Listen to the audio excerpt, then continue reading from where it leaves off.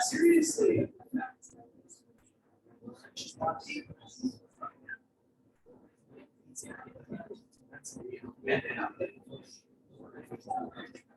So I think, you know, obviously you can compare the time.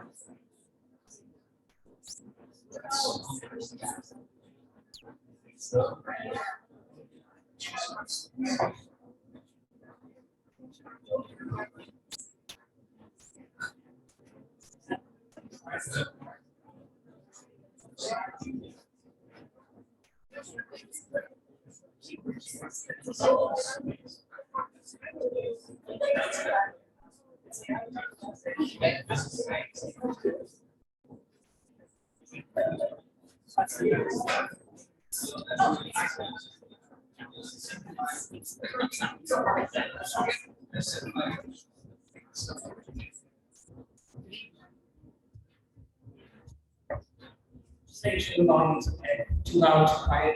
Okay. I'm an administrative assistant in the president's office at South Dakota Mines, and I'd like to welcome you to tonight's Steam Cafe. Thank you for coming. Thank you to those of you who are attending online as well. Steam Cafe is a partnership with South Dakota Public Broadcasting and Uncanny Group. So we thank them for their support. We could do with all of you who are attending in person and virtually. I won't take too much more time. I will introduce Kremmel from our Humanities and Social Sciences Department.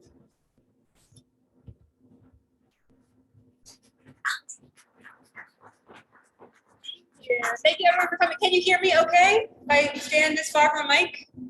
Good? Okay, thanks. I have some students in the audience, so I appreciate that. The thumbs up. So I am going to start my talk tonight with a scenario. And the scenario is there is a highly contagious disease. It is ravaging the globe. It has killed many people. It has left many people injured or debilitated in some way. Experts have devised a vaccine that is highly effective and has very little risks. However, there are people who, despite a campaign with celebrities and politicians adding their voices in support of this vaccine, there are still people, including experts in the medical field who say this vaccine is dangerous, don't take this vaccine, and they're not going to take it themselves either. So this sounds like I'm talking about, yesterday, basically, right? I'm not talking about the COVID vaccine, though. I'm not talking about COVID-19 more broadly. I am talking about smallpox and the smallpox vaccine. Smallpox, oops. Uh-oh. Sorry. Oh, there goes that. So this, nope. I guess I'll just have to click. Just remember. Okay, now it's working. Of course. So the smallpox vaccine was devised in the 1790s. It was based on the concept of inoculation. And inoculation had been used for thousands of years in China, in India, in parts of Africa. And the idea behind inoculation was that you would take an active part of a disease, usually a scab, and introduce it to a healthy body by scraping the skin or making a small cut. So you're introducing active material into the human body. And this works, it's pretty effective, but it's also very dangerous, right? So it doesn't always work. It can make you sick, and if your immunity is not strong, it can make you very sick, and people did die from it. It also makes you contagious. So if you were inoculated, you could pass on this disease to someone else. So, lots of downfalls to inoculation, still much better than getting full-blown smallpox, however. So the story goes that Edward Jenner, who is pictured right behind me, came along with a better solution. He noticed that milkmaids were not getting smallpox at the same rate that the rest of the population were, because they were around cows a lot, and cows get a disease called cowpox. And so milkmaids would get the cowpox. It was very mild. They would recover in a few days, and then they would never get smallpox. And so Edward Jenner devised this what he called a vaccine based on the Latin word for cow, which is vacca. He introduced this new form of inoculation using cowpox, which was milder and did not make you contagious. So very, very safe, very, very effective, basically changed the world. But what I said was true. There were still lots of people who were very hesitant about this. They were very fearful about this. And it came down to this idea that you were introducing animal matter into the human body, which was considered to be very pure. You didn't want to corrupt it with any kind of outside animal, anything really. And so there were fears that people were creating this kind of human-animal hybrid in some ways. One doctor, Dr. Benjamin Mosley, was very outspoken about this. He even went so far as to say, well, this could lead to some bestiality down the line if you start giving people cowpox. So very, very extreme measures. And so what was underneath this, being against this vaccine was fear. Fear was a really big part of this. And so this is a political cartoon behind me. It was done by James Gilray, and it's called The Cowpox or the Wonderful Effects of the New Inoculation, 1802. And I'll show you a close-up in a few minutes. This was actually a political cartoon making fun of the people who were afraid of this vaccine. But it's really not that much farther from what they were actually talking about. There were real fears of kind of a hybrid creature coming out of this vaccine. And so, I don't know how well you can see, but there are little cows kind of bursting out of people's noses. I don't know what's happening there. People's everywhere. I think they're quite cute, but as you can see, these people are very distressed. And so fear is, again, at the end of this. And my point here is, so we have this medical advancement, but there are worries about it. There are anxieties about it. And how do people talk about these anxieties? They're going to go to the language of horror. They're going to go to the imagery of horror in order to articulate those anxieties. And so they're going to go to the Gothic. And so that is kind of my point here. And there's a long history of this. from this time period. The rest of my talk is going to be more in the present day, but my training is in the 17th and 18th centuries, so I had to start with his example. I do have a quick plug if you want to know more about this history. I had to fit in a quick plug for my book, which is coming out, Romantic Medicine in the Gothic Imagination, in April and June. It will be out. But for the rest of this talk, I'm going to move a little bit forward. So, my basic premise for this talk is that the Gothic imagination, or the Gothic tradition, or the Gothic literary tradition, as it is called, has a very close relationship with the health or medical humanities. And that's the basis of all of my work. So let's talk about what these terms are that I'm using. Let's start with the medical humanities or the health humanities, and I'll tell you about why I'm using which one in just a second. What is the medical humanities? Here are two very straightforward definitions.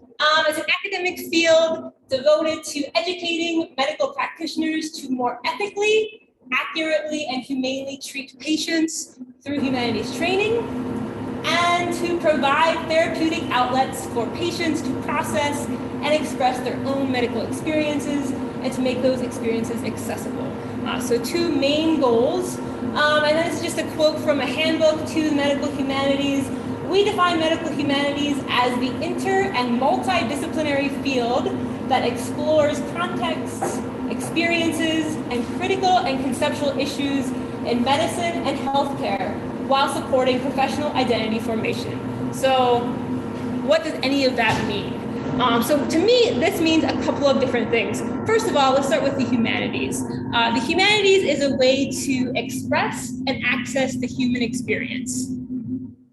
Pretty simple, pretty straightforward. So if you add medicine into it, what does that mean? That means that you are then expressing and accessing experiences dealing with human embodiment, the experience of having a body, whether that is physical, whether that is mental, whether that is psychological, and then also in the context of illness, of injury, and wellness, and again, physical, mental, and psychological.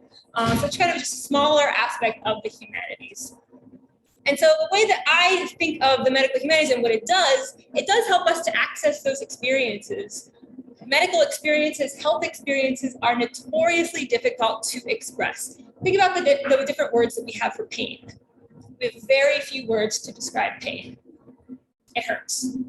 It's kind of limited to that. So a lot of these bodily sensations dealing with medicine, we just don't have the language for, we just don't have the words for. And so the humanities can help us to express those things. At the same time, it can help us to access those things. It's very hard to imagine what it feels like to have an illness. Even if you've had that illness before, it's still hard if you're not currently thinking about it or currently experiencing. Difficult to access that. So it really helps from both directions in that way. Another thing it does is it improves the doctor and patient relationships by prioritizing human connection.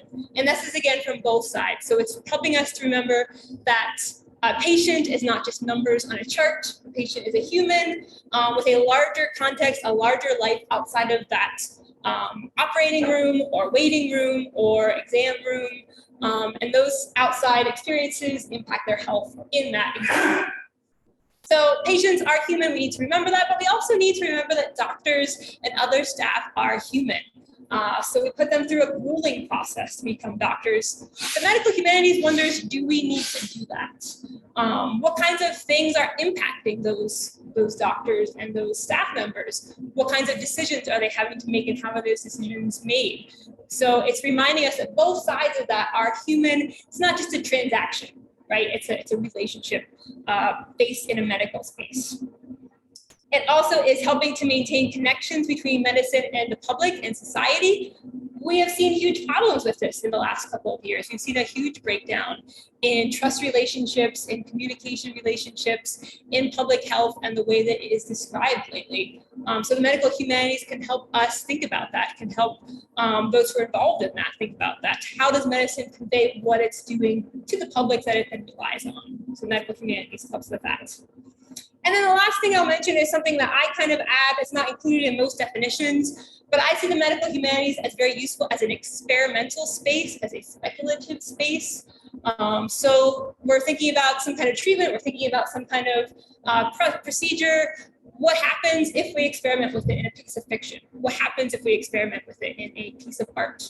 This was very, very common in the 18th and 19th centuries when most doctors were writers, when most doctors were poets, most doctors were artists. They really incorporated the arts into their practice in a way that we don't really do today. So can we try out some of our ideas in this humanities space and see what happens? And so those are all the ways that I think of the medical humanities and what it does. Now, when I'm saying the medical humanities, that is the original term. So that is the first term. Health humanities is what I use in my title of my talk. Medical humanities is based in the institution of medicine. It's pretty limited. So the hospital space, the doctor space, if you were educated in the strict medical school, you fall within the medical humanities. Health humanities is trying to look broader. So health humanities is going to include the death care industry, which I talk about a little bit later. It's going to include the funeral industry. It's going to include caregivers who are caring for people at home. It's going to include palliative care. So it's much, much broader in what it includes in it. So health humanities is the term that we're moving more towards. I kind of use them interchangeably, but I am looking to expand definition beyond just the hospital space. Okay, so that is the health humanities, medical humanities in a nutshell. What then is the Gothic? And I'm going to give you a very simplified version of this. I have students here who know the long version of it, but I'm going to give you the quick version. The Gothic is a literary tradition that started in the 18th century. It started with a book called The Castle of Otranto by Horace Walpole. This is his castle as well. He built a castle. Horace Walpole was obsessed with antiquity. He was obsessed with the past, but not a past that was accurate in any historical sense. Basically, he liked creepy stuff. He liked creepy spaces. He was very big into atmosphere, very big into antiques. And so when he was thinking about the Gothic, and when he decided to call this novel a Gothic story, he was thinking about the creepy castle space. He was thinking about ideas about history that were not real ideas about history. So kind of a romanticized version of history, a kind of primitive version of history. He would have set everything far away and long ago in these faraway times. And so atmosphere is very important in the Gothic. It's got to be creepy. It's got to be unsettling. And he also put some ghosts in this book. So after this book, the supernatural also became a very large part of the Gothic. So when we talk about Gothic, we are talking about this tradition that started in the 18th century, and it has morphed through every time period. So what it does is it latches on to some anxieties in that time period and brings them to the surface, really kind of pokes at them. So for example, the 1790s was really, really the heyday of the Gothic.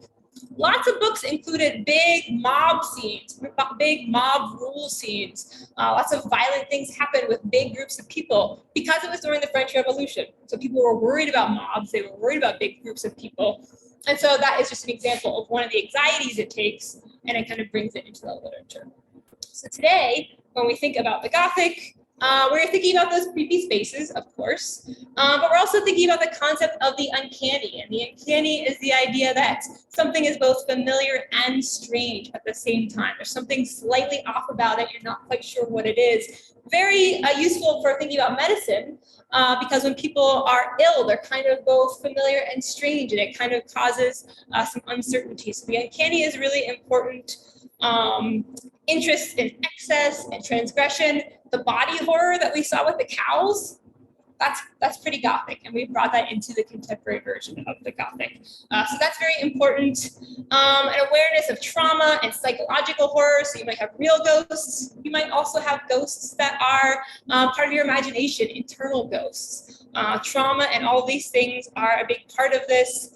And then anxieties about technology are also a big part of the Gothic. And that's nothing new, really. We've always been anxious about technology. We have lots of ghost stories in the Victorian period when people started getting telephones in their houses because suddenly there's a disembodied voice in your house.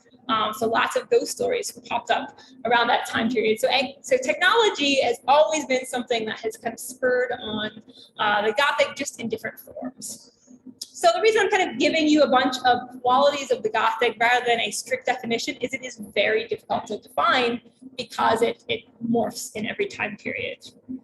But I do have a good quote that I often use in class that I like. For the Gothic effect to be attained, a tale should combine a fearful sense of inheritance in time with a claustrophobic sense of enclosure in space, these two dimensions reinforcing one another to produce an impression of sickening descent into disintegration. So we have that time aspect, that idea of the past coming back to haunt us. We have the space, the creepy space, the enclosed space, the entrapping space. And then we have, of course, this sickening descent, which to me means that there's always something physical happening there. So if we were to apply this to a medical context, how will we do that? So we can think about space. We can think about the body as space. We can think about the body as a space that is maybe behaving in ways that we can't control, or behaving in ways that are surprising or we can't understand. We also have the space of the diagnosis. We also have the space of treatment. So lots of different kind of unsettling, anxiety-producing medical spaces. Time, we can think about time and medicine less maybe in terms of the past, as in a present that is a little bit uncertain. So we've all seen this in the last couple of years with the pandemic, where illness kind of inserts itself into our timeline and makes everything stop, makes everything stand still, makes every day the same as the other day.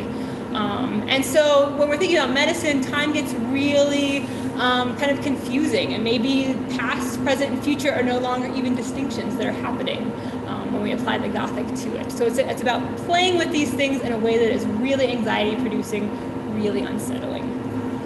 So that is a quote that I think is really useful for helping to think about what the Gothic is. And so the question becomes, if the Gothic is doing all this stuff with anxiety and fear, does it help or does it hurt the health humanities? And my answer to that question is yes, it does both. And so the really obvious thing is it could potentially add to stigmas about things in healthcare. So every Halloween we see costumes like this, and these are very hurtful, right? So they're depicting doctors as dangerous, they're depicting mental health patients as dangerous, adding to a stigma that already exists. So it's not, the question becomes, is it adding to it or is it just bringing it to the surface? I do think it's adding to it, obviously not the only thing that is, but I do think the Gothic has some things to answer for making something scary that shouldn't be or that aren't. So that's the bad, that's the complicated part. I do also think that it's helping the medical humanities, however.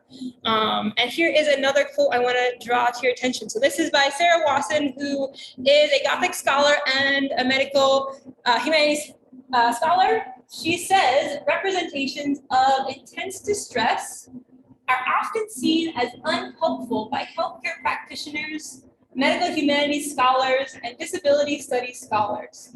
Each of these three constituencies has good reasons for historically discouraging, attending closely to, or dwelling on expressions of individual anguish and physical and emotional extremity. Yet prioritizing narratives with a positive slant can mean that some people's experience may be implicitly denigrated. And so what does this mean? What she's basically saying is that if we're only going to look at the good things, if we're only going to look at the positive outcomes of medicine, ignoring the negative experiences, ignoring the fearful experiences, ignoring the terrifying experiences does not make them go away. It just means they're not being heard. It just means they're not being legitimized. It just means they're being buried somewhere. And if the Gothic tells us anything, it's that if you bury something, it's going to come back. And so not paying attention to negative fears in medicine is not making them go away. And so what I argue is the Gothic brings them to the surface, reminds us that they're there continuously so that we can actually acknowledge them. So maybe if we're feeling them, we feel like, okay, I feel seen. It's not just my experience, so it can be community building. It has legitimate uses, bringing these things up. So that's one thing. I think the Gothic is really powerful in its ability to point out problems in the industry. The other thing that is very important with the Gothic and medicine is that the medical humanities grew out of fear. Its roots are in fear. And so the medical humanities began in the 1960s. It's actually not that old. So it began in the 1960s because people were worried, because people were really anxious. And what were they anxious about? They were anxious because of a dehumanization within the medical fields. So in the 60s, there was an increase in the strength of the institution. The system was getting bigger. So they were worried the human was going to get lost in this huge system. They were worried that there was an increase of technology. Suddenly there's so much technology in hospitals in the 60s. Are we all going to become robots? Are we all going to lose the human? So that technology was really worrying to people. There was a worry that practitioners were becoming more detached because suddenly their educations were so much more stressful. They had to learn all the things doctors need to learn, but also how to use this new technology. So they were becoming more and more detached, worried about that. They were worried about abuse and experimentation. And they were worried about a lot of new definitions that were being introduced, like new definitions of death. Suddenly we have brain death versus heart death. And this was introduced by the appearance of the intensive care unit. So we have all this technology changing how we understand the body, changing how we're understanding definitions. And so the medical humanities came out of that fear. It was born in fear. And it was an initiative to kind of bring humanities education into medical education. That's where it started, and then it kind of grew from there. So that is some definitions for you. That is what I think the relationship between the two is. And now I'm going to kind of shift to some examples of how the Gothic is helping us right now. I'm going to keep an eye on my watch to make sure I don't go over too long because I have a lot of examples. So the first thing I want to talk about is how we are right now, and these are focused on the last couple of years. So these are focused on very contemporary right now. A reevaluation of death and health that we have been going through in the last couple of years. So I want to start with death because I do include the death care industry in my work. And so every day, all of us have been seeing growing death counts in the news, growing death counts in the media based on COVID-19 numbers. And those numbers are getting pretty big if we're looking at the total number. And so what's happening is rather than shocking us, those numbers are kind of taking those bodies, those dead bodies, and putting them in a space where they're not really bodies anymore. They're really just purely numbers. So we're becoming kind of desensitized to those deaths because there are just so many. And so the Gothic can help us with this, right? The person behind me, her name is Caitlin Doty. She is the founder of something called the Good Death Movement. She has a YouTube channel called Ask a Mortician. She is a mortician, and she talks a lot about the death care industry. Her videos are very lighthearted. They are comedic. She's a little over the top at times, but they're always very, very optimistic. She put out a video last January, so a little over a year ago, in which she was on the verge of tears because she was talking about the way that the numbers presented in the media were kind of creating problems in the death care industry because they were creating this kind of limbo space where people didn't know where to take their loved ones. They didn't know where to take the bodies. The hospitals would not take dying patients. The funerals would not take bodies. And so she was really upset about this kind of limbo space. And this limbo space is where the Gothic excels. It really does. It kind of swoops in and helps us bring things out of these limbo spaces. And so what she was talking about in this video is this second image that I have here. These are the refrigerated trucks that started appearing in New York. So it's really big in the media, again, about a year ago.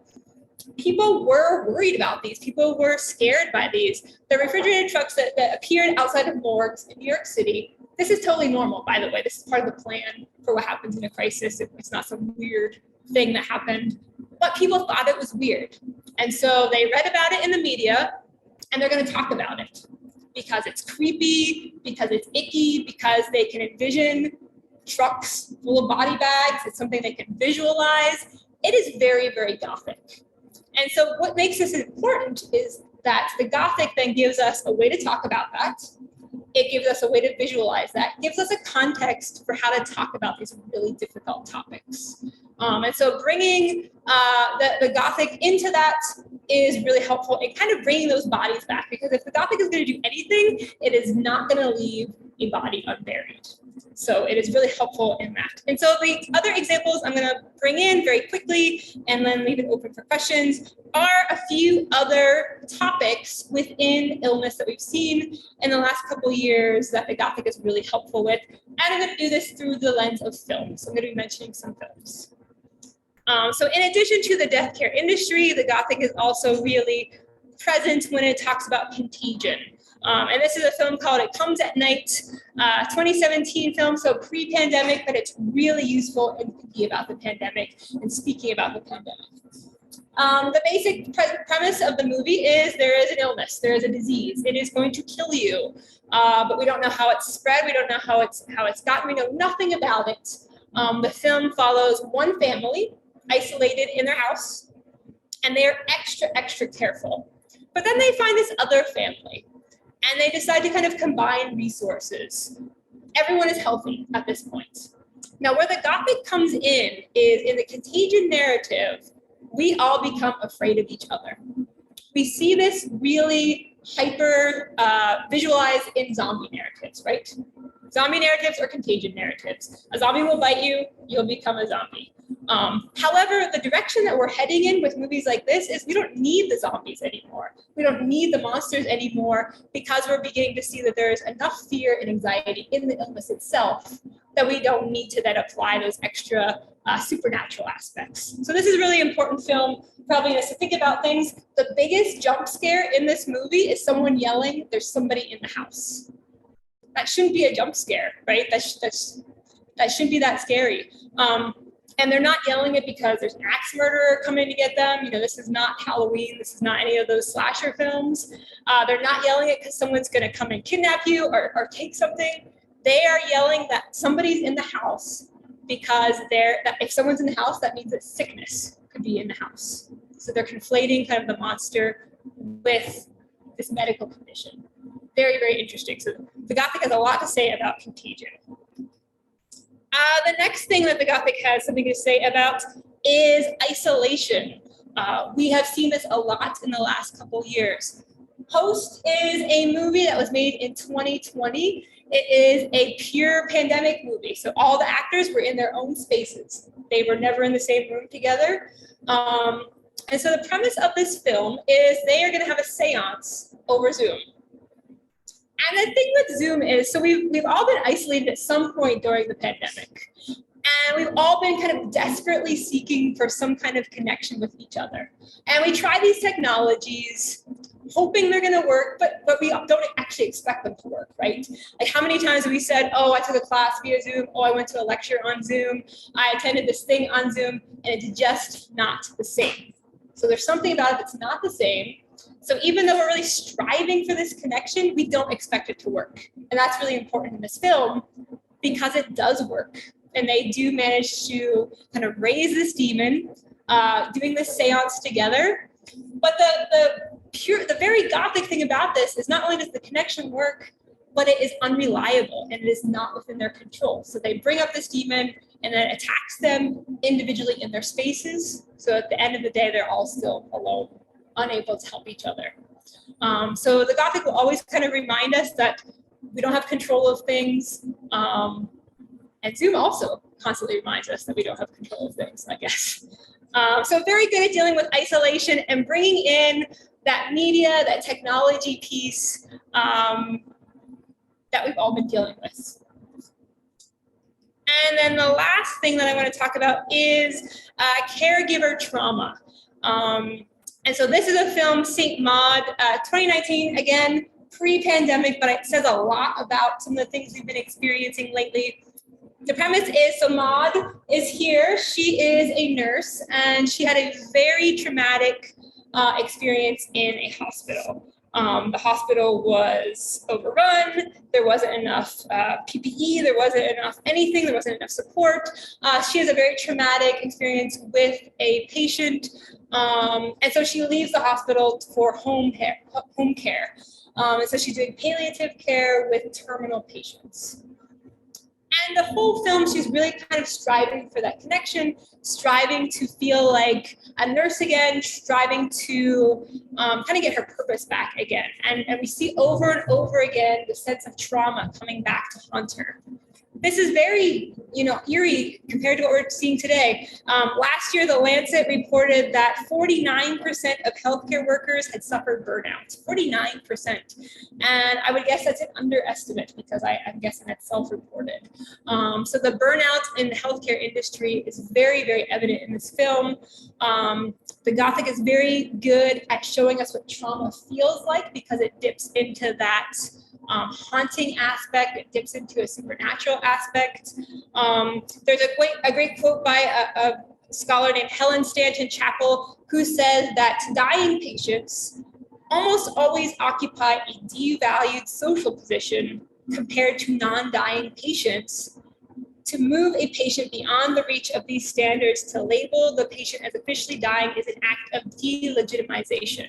And so that can be applied also to the caregivers who are taking care of those people. And it makes sense, right? If you're caring for someone who is terminal, who is dying, you're not going to win, right? You can't come out of this situation with a good outcome. And so the trauma of that situation, the stress and the anxiety of that situation, is maybe one of those things that we don't want to talk about because it's not a nice thing to talk about. But the Gothic wants us to and says that this is a scary thing that we need to be thinking about. So this film is really good at playing with those Gothic aspects of that. So I could go on. Those are the examples that I have. The Gothic is dealing a lot right now with dementia and aging, mental illness, cancer, healthcare costs, insurance. It's constantly kind of up to date in terms of what we are experiencing right now, what we're anxious about right now. And so there's a lot more work to do, which is good for me. I am going to leave you with 2 book recommendations because I'm an English professor and that's what I do. Because I've mostly been talking about film. These 2 books, so Survivor Song by Paul Tremblay is 2020, and Last One at the Party is 2021. Bethany Cliff, so brand new novels. Both are dealing with all of the things that I just talked about. So they are both contagion narratives. No supernatural in them because it's not needed. And I think that's the direction the Gothic is really going in. When we're talking about medicine, we don't need the zombies anymore. We don't need the supernatural anymore because things are scary enough as they are. So Survivor Song is about an accelerated version of rabies in humans. And it talks a lot about healthcare workers and the stress they go through and the trauma they go through. Last One at the Party is about an illness that no one knows anything about because it moves so quickly and it kills so many people.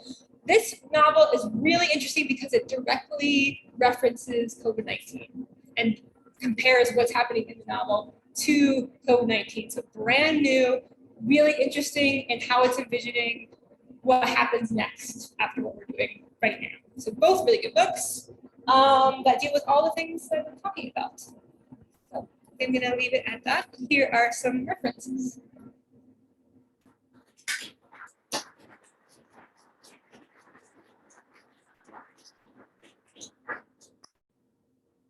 If any of my students want to add anything to what I said, you are very welcome. Just come over here.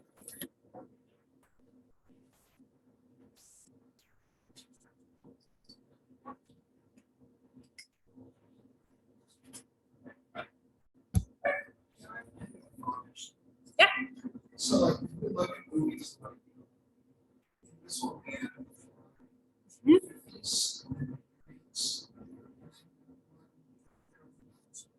that students kill themselves to die. So those kind of fit. So those kind of fit. Yeah, I mean, especially the time period in film that you're talking about is kind of the mad scientist era, right? Yeah, and so I'm not as well versed in what's happening in that time period, but that's also like right before the medical humanities was devised, right? And so I could envision all the anxieties that were happening during that time period that might have led people to be worried about this stuff. And so I think films like that, even though they're really silly to watch and they're really kind of over the top, they can really talk to us about what people were worried about at that time period. and sometimes play with what are some things we can do about it, even if those aren't the best choices. Still playing with those ideas.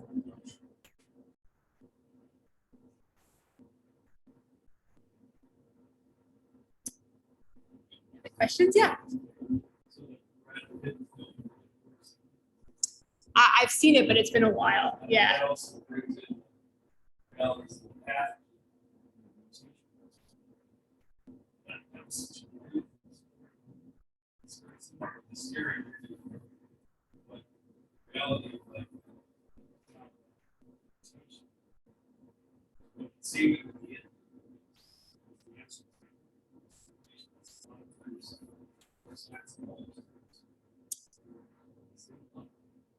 Yeah, and so that is based on a book, and it's been a while since I read the book too. But that book is really interesting for how it's envisioning the whole world working together for one purpose, right? So it bounces around and looks at different places around the globe in a kind of a military sense to look at how those things are being handled. So yeah, there's lots of layers to that one, even more than just like a couple zombies in a room attacking. Yeah. Okay. Yeah.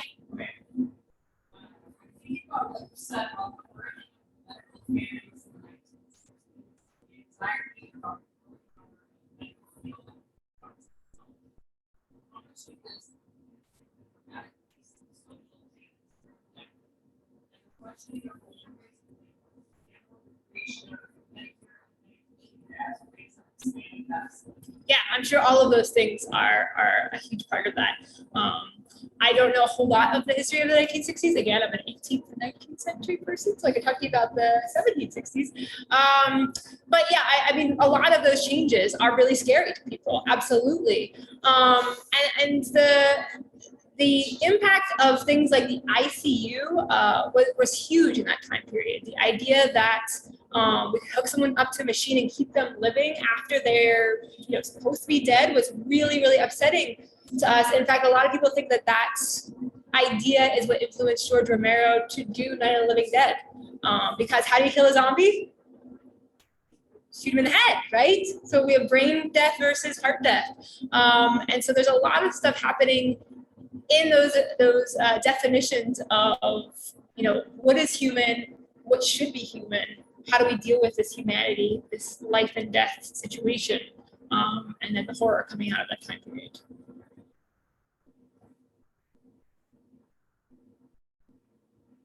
Oh, wait. A lot of us grew up with the pandemic, so the zombie apocalypse, these huge diseases that would immediately kill us if you got infected with like this. Yeah. Do you think that influenced people's like lackluster reaction to COVID since it wasn't such a death sentence? They were like, oh, this is zombies, I don't care, I'm gonna fall. I think so, and I've been thinking about this a lot because I've been dealing with some contagion stuff. Because some new stuff still has the zombies. Whoa, what is happening with the screen there? Oh, my water bottle. Oh wow, it's like a Gothic experience. So, Survivor Song, as I said, it's about an accelerated version of rabies, but everything really is very familiar pandemic-wise. Like even though it was written before the pandemic, a lot of the ways that people react to things, a lot of the ways that the government reacts or doesn't react to things, everything is familiar in this book after everything we've experienced.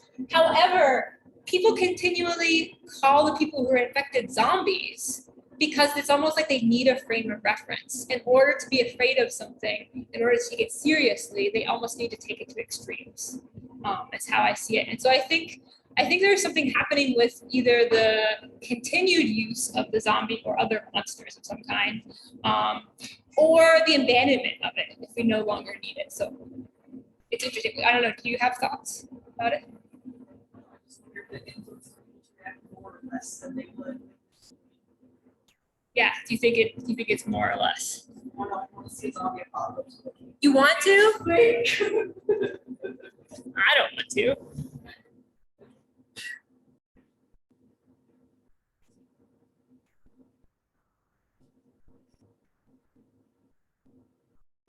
Any other questions?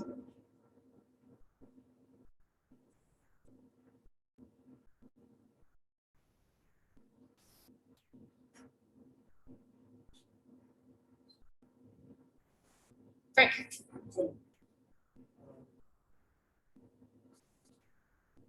Last 2 years, this was similar.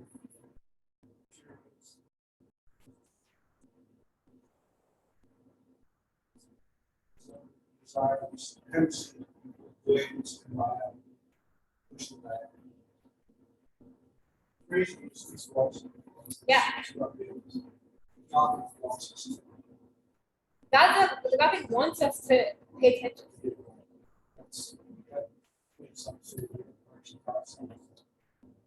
How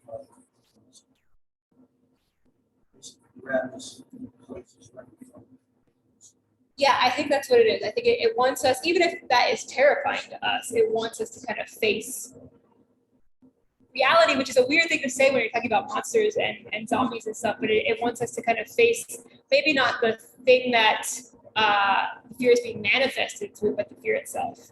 And so the Gothic is really good, and I don't think I mentioned this, it's really good at bringing in the other figure. So someone who has been cast out. It's really good at bringing in marginalized voices who have been not heard. And so maybe those marginalized voices are people who didn't have positive experiences of medicine, and we need to hear from them. Maybe the marginalized is the families who are, dealing with dead loved ones, and they're stuck in this limbo space, and we need to recognize that they're stuck in this limbo space. So the Gothic is really good at bringing people into the center who are often cast aside.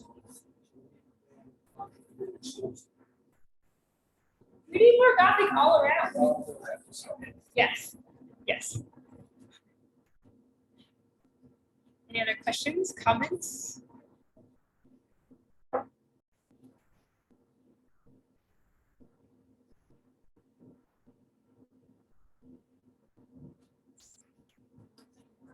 Okay, that's fine. I ended a little early, so that's all right. It's fine. That's anything. Round of applause for Dr.